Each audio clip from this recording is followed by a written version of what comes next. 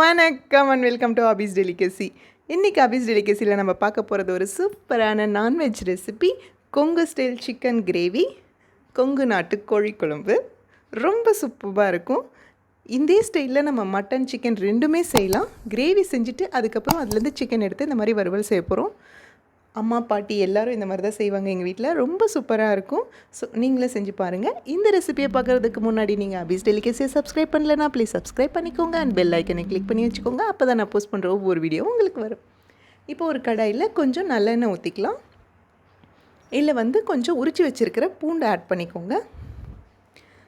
இது பெரிய பெரிய பல் பூண்டு இருக்கிறதுனால ஒரு 10 பல் ஆட் பண்ணிக்கிட்டேன் நான். ஸோ அந்த மாதிரி நீங்கள் சின்ன நாட்டு பூண்டு இருந்தாலும் அது ஒரு கையளவுக்கு ஆட் பண்ணிக்கலாம். இது ஒரு 600 to 700 கிராம் சிக்கனுக்கு நான் இந்த அளவுக்கு எடுத்துக்கிட்டேன். இது நல்லா வதங்கட்டும். இது நல்லா கலர் மாறுற வரலும் இதை நல்லா வதக்கிக்கலாம். இது கூட பார்த்திங்கன்னா நான் ஒரு சின்ன கப்பில் சின்ன வெங்காயம் உரித்து வச்சுருந்தேன்.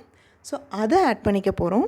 இதுக்கு சின்ன வெங்காயம் ஆட் பண்ணி தான் செய்வாங்க. ரொம்ப நல்லாயிருக்கும். பாருங்கள், பூண்டு நல்லா கலரெல்லாம் சேஞ்ச் ஆகிடுச்சு. இந்த டைமில் நம்ம உரித்து வச்சுருக்கிற சின்ன வெங்காயத்தை ஆட் பண்ணிக்கலாம்.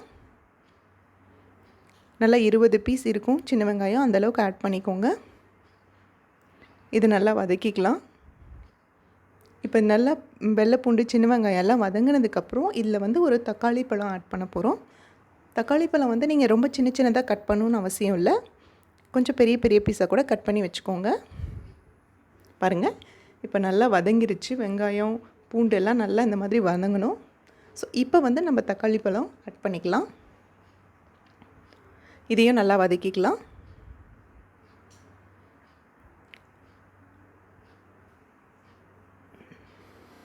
இந்த தக்காளி பழம் நல்லா வதங்கினதுக்கப்புறம் இதில் கொஞ்சம் இஞ்சி ஆட் பண்ணிக்கலாம்.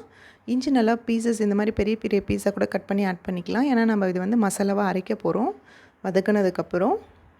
ஸோ இப்போ கொஞ்சம் கொத்தமல்லி தழை, புதினா தழை இதெல்லாம் கட் பண்ணி வச்சுருக்கேன். நல்லா வாஷ் பண்ணிவிட்டு அதை ஆட் பண்ணிக்கலாம். கொத்தமல்லி புதினா ரெண்டும் ஒரு கையளவுக்கு சேர்ந்து இருந்தால் போதும், அந்தளவுக்கு ஆட் பண்ணிக்கலாம். இப்போ இதில் மெயின் இன்க்ரீடியன்ட் என்னென்னா இந்த மசாலா தான். ரொம்ப சூப்பராக இருக்கும் இந்த டேஸ்ட்டு. இந்த மசாலாவோட ரெசிபி நான் டிஸ்கிரிப்ஷனில் கொடுக்குறேன். இதை செஞ்சு எடுத்துக்கலாம். ரொம்ப நல்லாயிருக்கும். ஸோ இந்த மசாலா 3 டேபிள் ஸ்பூன் ஆட் பண்ணிக்கிறேன். இதை ஆட் பண்ணிவிட்டு இதை நல்லா மிக்ஸ் பண்ணி இது கூல் ஆகட்டும். அதுக்கப்புறம் இதை நல்லா பேஸ்ட்டாக அரைச்சிக்க போகிறோம். இப்போ ஒரு டைம் இதை மிக்ஸ் பண்ணிவிட்டு நம்ம ஸ்டவ் ஆஃப் பண்ணி வச்சிடலாம். நல்லா கூலானதுக்கப்புறம் இதை அரைச்சிக்கலாம். இப்போ நம்ம கிரேவி செய்ய ஸ்டார்ட் பண்ணிடலாம். இப்போ கிரேவி செய்கிற பாத்திரத்தில் கொஞ்சம் நல்லெண்ணெய் ஆட் பண்ணிக்கோங்க. நல்லெண்ணெய் ஆட் பண்ணதுக்கப்புறம் இதில் ஒரு சின்ன துண்டு பட்டை, லவங்கம், அதுக்கப்புறம் மிளகு இதெல்லாம் ஆட் பண்ணிவிட்டு இது நல்லா பொரிஞ்சதுக்கப்புறம் நம்ம வாஷ் பண்ணி வச்சுருக்கிற சிக்கனை இதில் ஆட் பண்ண போகிறோம். இது 600 to 700 கிராம் சிக்கன் இருக்கும். இந்த சிக்கன் எல்லாம் ஆட் பண்ணிவிட்டு இதை நல்லா வதக்கிக்க போகிறோம். சிக்கன் ஃபஸ்ட்டு இந்த மாதிரி ஆயிலில் போட்டு வதக்கிட்டு செய்யும் போது சீக்கிரம் வெந்துடும். ரொம்ப பச்சை வாசமெல்லாம் போயிடும். டேஸ்டியாக இருக்கும். ஸோ இப்போ இதை நல்லா வதக்கிக்கலாம். எப்போவுமே இந்த சிக்கன் மட்டன் எதுனாலும் நம்ம வதக்கிறதுக்கு முன்னாடி கொஞ்சம் உப்பு, மஞ்சள் பொடி சேர்த்துட்டு அதுக்கப்புறம் வதக்கினோம்னா நல்லாயிருக்கும். ஸோ இப்போ இது நல்லா வதங்கட்டும். பாருங்கள், நல்லா சூப்பராக வதங்கி தண்ணியெல்லாம் விட ஆரம்பிச்சிச்சு சிக்கனு. இந்த டைமில் நம்ம ஃபஸ்ட்டு ரெடி பண்ணி வச்சுருந்த மசாலாவை நல்லா பேஸ்ட் மாதிரி அரைச்சி வச்சுருக்கோம். அதை இதில் ஆட் பண்ணிக்க போகிறோம். பாருங்கள், நல்லா சிக்கன் வதங்கியிருக்கு. அந்த ஷேப் நம்மளுக்கு பார்த்தாலே தெரியும் சிக்கன் நல்லா வதங்கிடுச்சுன்னு. ஸோ இப்போ நம்ம இந்த அரைச்சி வச்ச மசாலா ஆட் பண்ணிவிட்டு இதுக்கு கிரேவிக்கு தேவையான தண்ணியும் இதிலே ஊற்றிக்கலாம். இந்த கொங்கு ஸ்டைல் சிக்கன் கிரேவியாகட்டும் மட்டன் ஆகட்டும் அவங்க குக்கரில் வச்சு செய்யவே மாட்டாங்க. எங்கள் அம்மா எப்போவுமே குக்கரில் வச்சு செஞ்சதே கிடையாது. ஸ்டவ்வில் தான் மெதுவாக அது வேகும் போது தான் அந்த டேஸ்ட் நல்லாயிருக்கும்னு சொல்லுவாங்க. ஸோ இப்போ இது நல்லா வேகட்டும். தேவையான அளவு உப்பு போட்டுட்டு நம்ம மூடி வச்சிடலாம். ஸோ இதை க்ளோஸ் பண்ணி இப்போ ஒரு 10 மினிட்ஸில் இது நல்லா வெந்துடும். இப்போ செக் பண்ணலாம். அடி பிடிச்சிடாமல் இருக்குது. அப்பப்போ கிளறி விட்டுக்கணும். இப்போ சிக்கன் வெந்துருச்சான்னு பார்க்கலாம்.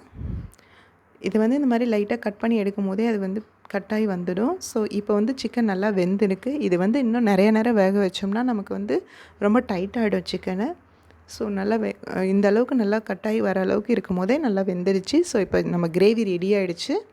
ஸோ இப்போ லாஸ்ட்டாக வந்து நம்ம கொஞ்சம் பெப்பர் பொடி ஆட் பண்ணிவிட்டு நம்ம கிரேவியை ஸ்டவ் ஆஃப் பண்ண போகிறோம்.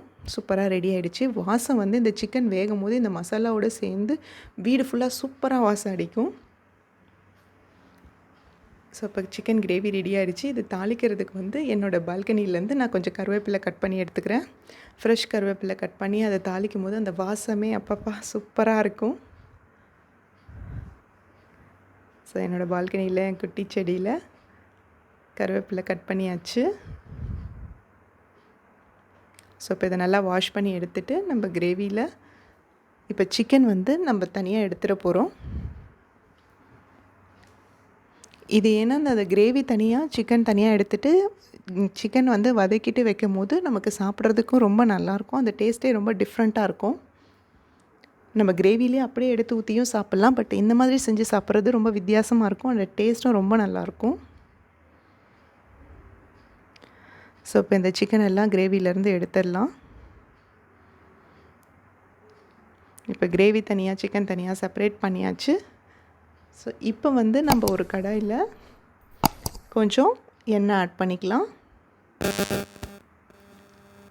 தென் இதில் வந்து நம்ம தாளிக்கிறதுக்கு கடுகு, உளுத்தம்பருப்பு, கடலைப்பருப்பு இது எல்லாமே ஆட் பண்ணிக்க போகிறோம். ஸோ அப்போ தான் அந்த வாசம் வந்து ரொம்ப நல்லாயிருக்கும். ஸோ கடுகு ஆட் பண்ணிக்கோங்க. கடுகு நல்லா பொரிஞ்சதுக்கப்புறம் உளுத்தம்பருப்பு, கடலைப்பருப்பு ஆட் பண்ணிக்கோங்க.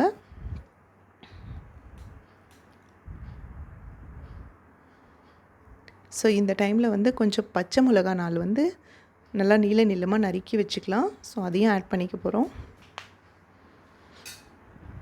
இப்போ பாருங்கள், உளுத்தம்பருப்பு, கடலைப்பருப்பெல்லாம் நல்லா பொரிஞ்சிருச்சு.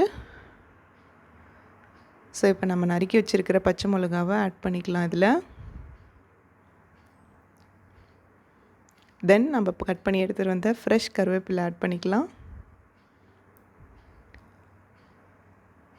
இதுக்கு வந்து நம்ம பெரிய வெங்காயம் ஒன்று கட் பண்ணி வச்சு அதையும் ஆட் பண்ணிக்க போகிறோம்.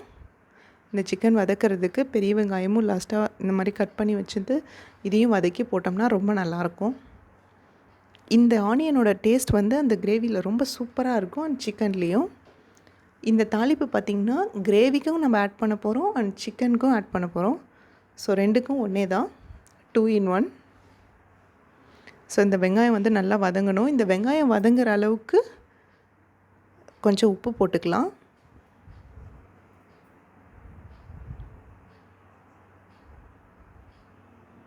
பாருங்கள், வெங்காயம் நல்லா வதங்கிடுச்சு. இந்த டைமில் இதில் வந்து தாளிப்பு கொஞ்சம் எடுத்து நம்ம கிரேவிலேயே ஆட் பண்ணிக்கலாம். அண்ட் தென் இப்போ நம்ம தனியாக எடுத்து வச்சுருக்கிற சிக்கனை இதில் ஆட் பண்ணிக்க போகிறோம்.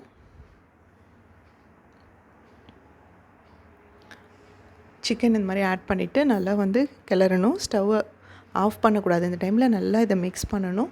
இதில் கொஞ்சம் கிரேவி நம்ம வச்சுருக்கிற அந்த கிரேவியில் கொஞ்சம் எடுத்து ஊற்றி இதை நல்லா மிக்ஸ் பண்ணும் போது அது வந்து வாசம் சூப்பராக இருக்கும். அந்த டேஸ்ட்டு நல்லா அந்த சிக்கனில் இறங்கியிருக்கும். சூப்பராக டேஸ்ட்டு வரும்.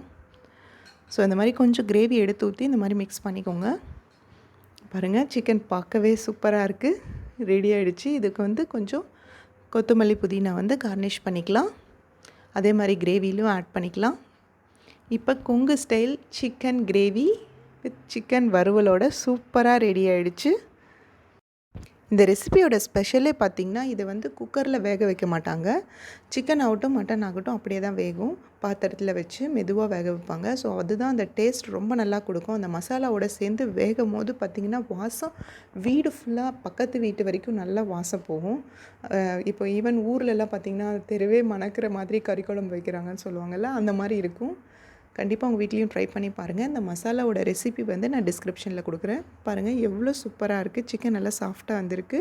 இதோட ஒயிட் ரைஸ் வச்சு சாப்பிடும் போது சூப்பராக இருக்கும். ஸோ உங்கள் வீட்லேயும் செஞ்சு பாருங்கள். மறக்காமல் ABIS DELICACYயை சப்ஸ்கிரைப் பண்ணுங்கள். அண்ட் தென் பெல் ஐக்கனையும் கிளிக் பண்ணி வச்சுக்கோங்க. இப்போவே உங்களுக்கு பிடிச்சிருந்ததுன்னா இந்த வீடியோ ஒரு லைக் கொடுங்க. அண்ட் வீட்டில் செஞ்சு பார்த்துட்டு எப்படி இருந்ததுன்னு கமெண்ட் பண்ணுங்கள். தேங்க்யூ ஃபார் வாட்சிங். பாய். Stay safe.